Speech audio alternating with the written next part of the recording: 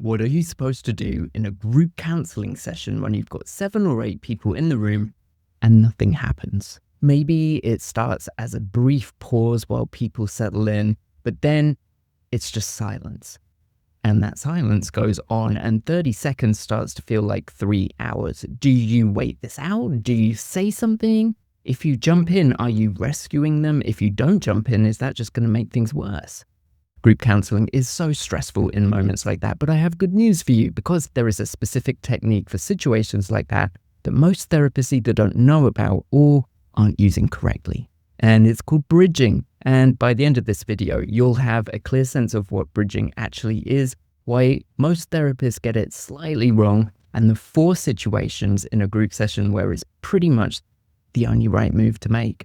But before we get into that, my name's Oliver. I'm a therapist here in Los Angeles, and I'm also a certified group psychotherapist. And I love teaching and helping people with group therapy from a modern analytic perspective. If you're new to running groups or group counseling, I am starting a weekly group therapy newsletter that's totally free, and it's going to be packed with helpful ideas and a little bit of theory. The sign-up link is below. Most importantly, to celebrate the launch, I had this crazy idea to give away a free consultation call. It doesn't have to be about group therapy. It can be about any aspect of being a therapist. All you have to do is like this video, hit subscribe, and leave a comment with the phrase, "I love group therapy," and your name will be chosen at random at the end of April. Okay, so I want to start with something that sounds obvious, but really isn't. A therapy group is not a collection of individuals who happen to share a room and a time slot.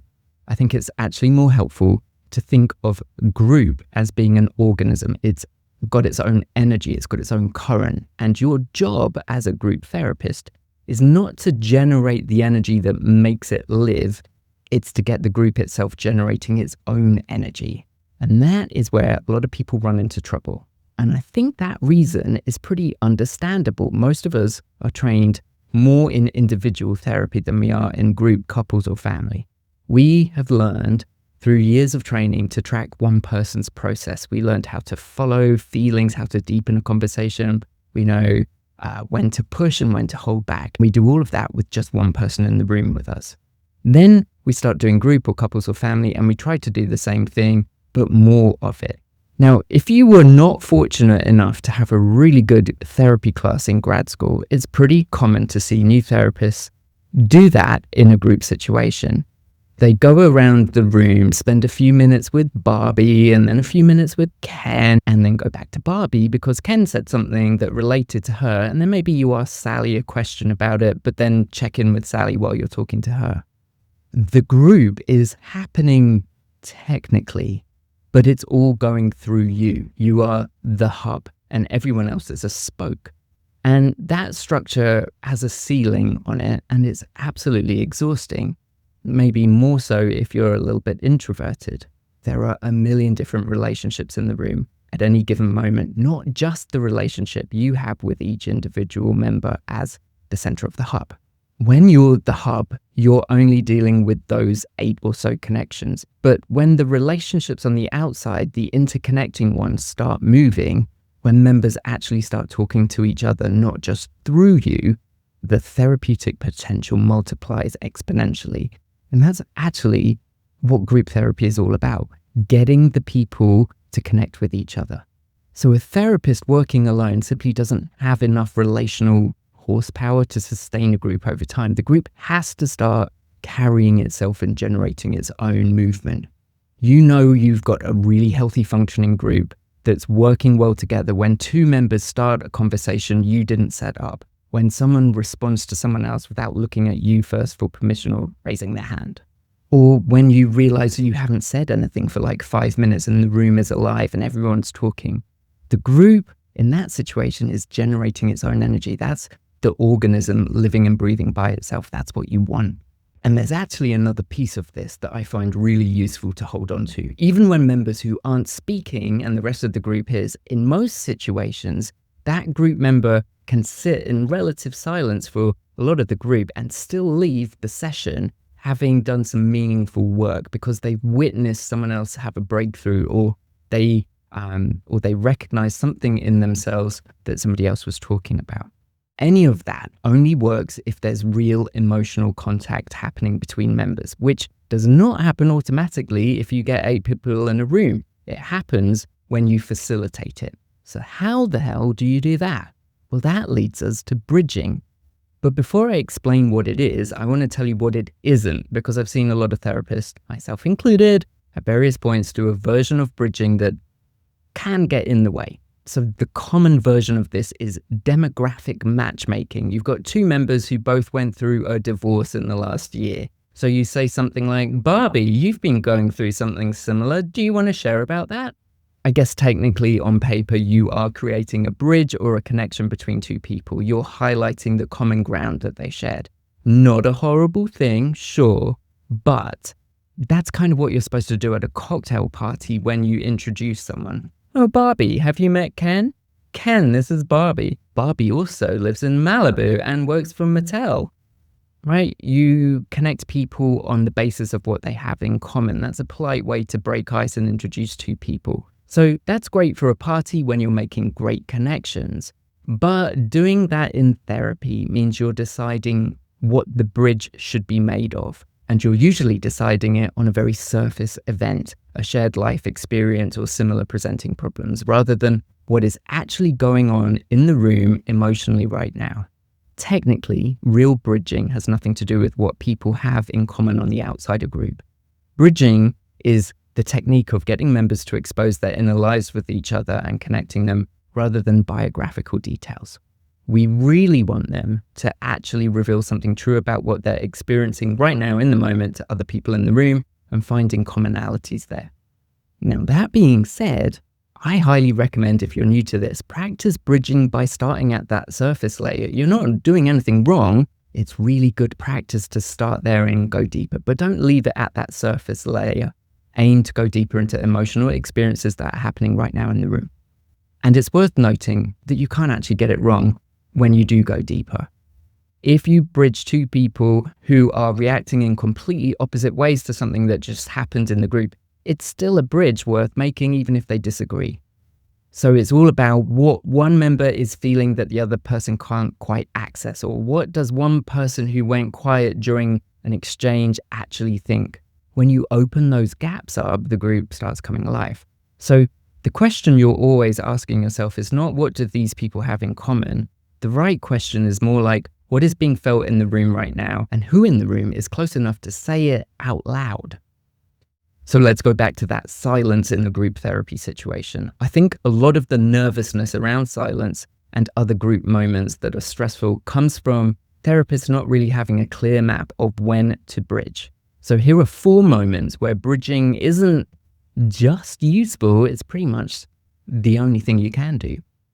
Scenario number 1, early sessions when there's a lot of silence, like a new group. Early group formation in general, actually. So early on in a group, the therapist's instinct is often to let things unfold organically, which I totally understand. You don't want to be overly directive. You want to see what the group brings up. Therapists have a tendency to over-prepare and start teaching, which is fine. I love a good psycho-ed group, but that is not a process group, and it doesn't encourage people to talk for themselves. In fact, if you over-prepare and start bringing in psycho-ed material to a process group, that will become the expectation, and then you have to do it each week. When a group is early in its formation and it opens with silence, and you let that silence sit too long in the early weeks, it doesn't feel to members like trust or spaciousness. It can actually feel uncontained and potentially threatening to people. So in the worst case, group members start to leave. In best case, they just start to calibrate their expectations for the group based on that. And then they get anxious and then they drop out. So in the early stages, bridging is how you get the energy and passion and vibrance going. You're not necessarily manufacturing connection. You're giving people a reason to start trying to connect and encouraging them and teaching them what group is. The second moment is a prolonged silence halfway through a group session. It's a different animal from the first or second group session, right? We're talking about when a group knows each other. Sometimes a group will go silent in the middle of a treatment after something significant has been said. That kind of silence can actually be valuable. So don't panic if that happens. It might be the time that you hold it and contain it for a little bit. But if that silence then starts to feel like captivity when nobody's talking and you know that they should be, when you start seeing people start to shrink or their body language changes. They're not processing verbally, which is one of the rules of group. There's another video on the group agreement. When they start shifting like that, they're probably just desperate to leave the room. The instinct at that point for a lot of therapists is to interpret the silence, to say something about what might be happening in the room. It's an option for sure, but personally, I don't like being told how I feel. In fact, it's a pet peeve. So be careful if you do that, because you might have some reactions. More importantly, if you start interpreting things, the group has been analyzed, which is different from being activated. And this is a video that's all about how to activate the group. So instead, I might watch what people are doing physically in the room and then ask someone about it. Barbie, how do you feel about Ken yawning and squirming in his seat like that with all this silence going on? Ken, I've noticed you keep looking at Barbie. What is it you want her to know about what's going on? Now, silence has its own intensity, and these questions don't try to break it or interpret it. They are just using what's visibly happening in the room right now as an entry point for someone to speak about it. So if someone's fidgeting or someone's whispering or someone's checked out, you name the observational behavior and ask someone else to respond to it. There's the bridge. The third moment you want to use bridging is when someone has taken over the room. You probably know this situation, right? Someone comes in with a lot of material. Maybe they've had a terrible week. Maybe they've been wanting to talk about something for a while and they just conquer the group. And then 15 minutes of your session has become their personal therapy session with an audience, and the rest of the group has just given up and checked out. I think the tendency there might default to confronting the person who's taking too much time up, maybe setting a limit, redirecting them, gently interrupting. Now, sometimes that is the right move, obviously. I don't think it's ever the right move to let them continue to dominate the rest of the group, though, so you do have to do something. When it comes to bridging, I think the more useful move is to completely ignore the person who's talking and build a bridge to another person in the room who looks most affected by what's happening. If I was in the group, it would be me, because you would see how annoyed I am. So shift your attention not to the monopolizer, but to the member sitting across from them, or the person that you can see is most irritated or most checked out.